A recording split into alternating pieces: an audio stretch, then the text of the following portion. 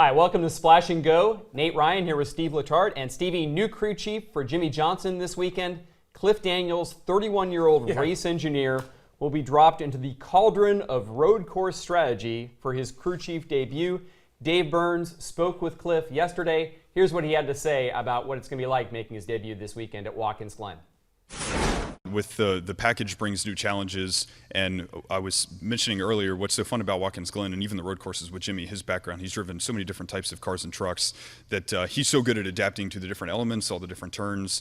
Strategically, we're going to have a plan going into the race, try to execute that. But of course, with stage racing, the way it can play out, you have to be willing to change and adapt your plan. So I know we'll have some contingencies there as well, but it's going to be a lot of fun.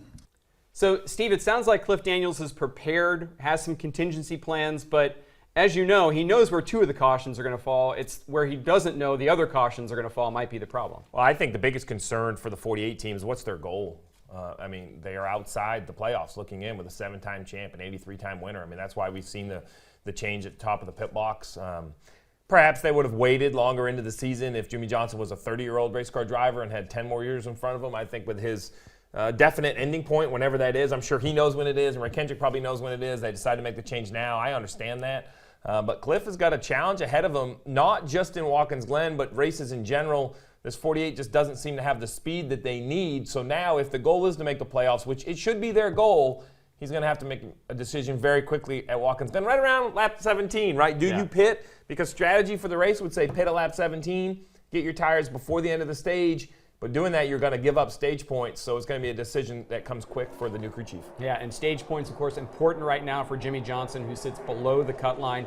He won a stage at Pocono in his final race there with Mendring as his crew chief, and now looking toward Watkins Glen, looking toward these next two tracks. This is a tough stretch for Jimmie Johnson, Steve. I mean, he's only got 3 wins between Watkins Glen, Michigan, and Bristol. It is a tough stretch, but him winning that stage at Pocono and Rick reading out that it was his second career stage win basically put the exclamation point on why changes had to be made.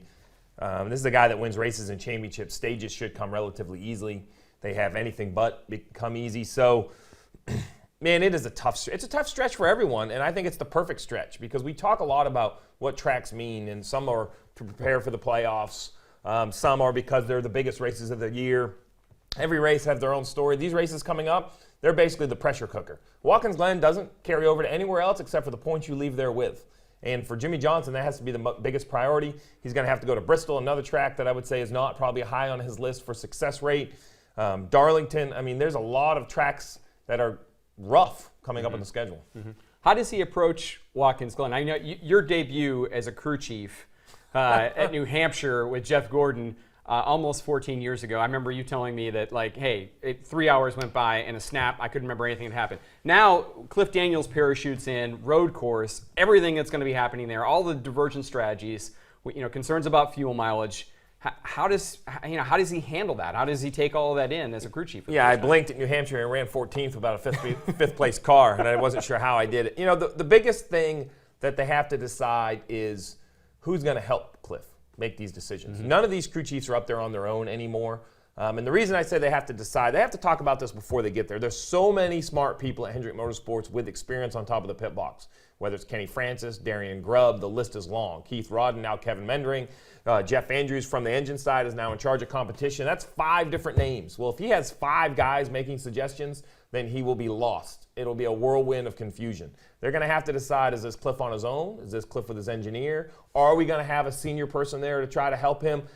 I don't know the right answer. Really, the right answer is whatever Jimmie and Cliff decide. Because in my mind, while Rick Hendrick doesn't want the 48 to miss the playoffs and nobody wants the 48 to miss the playoffs, the responsibility of the 48 to make the playoffs is the driver and the crew chief. So I think the 2 of those guys have to decide what's our goal at Watkins Glen and who are we going to lean on for help.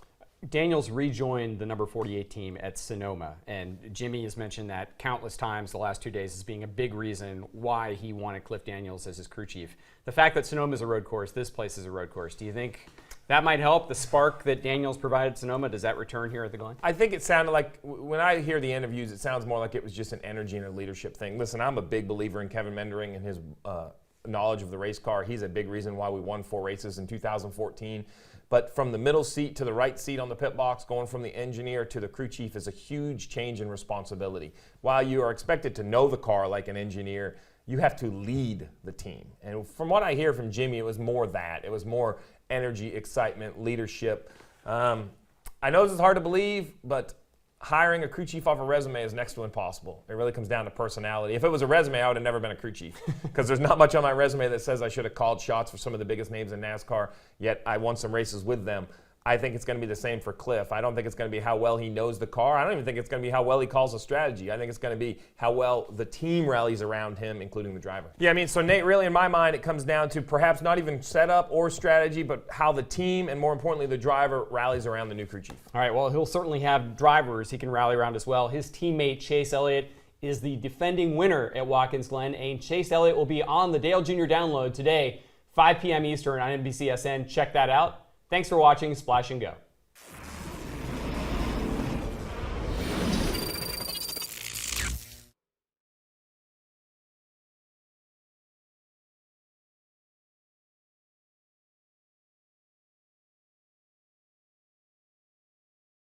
Hey Motorsports fans, thanks for watching. Make sure you hit subscribe before you go for all the latest news and highlights across motorsports.